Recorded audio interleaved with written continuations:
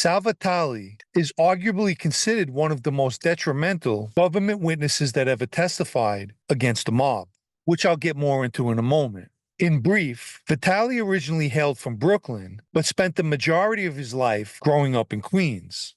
After graduating high school, he attended City College for a short time, and by the 1960s, he served in the United States Army. His work history is minimal, holding such jobs in the catering business, UPS, and as a state corrections officer. The catering business job consisted of operating a coffee truck that belonged to Joe Messino. At the time, Bonanno captain and future boss, Rusty Rastelli, controlled the coffee truck business and received tributes from each truck.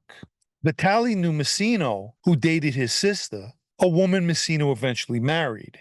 And over time, Messino put Vitale on record as his associate. And it was through his relationship and association to Messino that Vitale was inducted into the Bonanno family and would go on to serve as Messino's underboss. Overall, Vitale only racked up 3 arrests during his entire criminal career. The first in 1984, where he was arrested with Messino and indicted for hijackings that took place in 1975 and 1976, involving trucks that contained stolen fish. After a trial, they were both acquitted.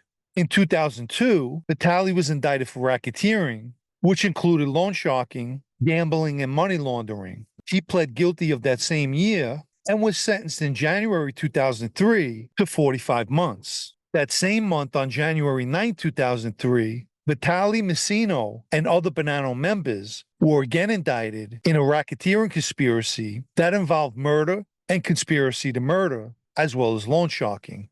Shortly after his arrest, Vitale began cooperating. The evidence he would provide, coupled with his testimony, proved to be the most important over the last 30 years. Federal prosecutors described Vitale's cooperation as groundbreaking. Vitale identified over 500 members and associates during that cooperation, as well as identifying the administrations of all 5 families that were in place during his time. He also provided the names of captains, soldiers, in addition to the names of proposed associates. The evidence he supplied led to the prosecution of high-ranking members of the Bonanno, Colombo, Gambino, and Genovese families. In the Bonanno family alone, dozens of bosses, acting bosses, members, and associates were indicted. He provided details in more than 30 murders, murder conspiracies, and attempted murders. More crucially, his cooperation would cause the domino effect where other high-ranking Bonannos also decided to cooperate. As of 2002, the Bonanno family was the only family never to have a member cooperate.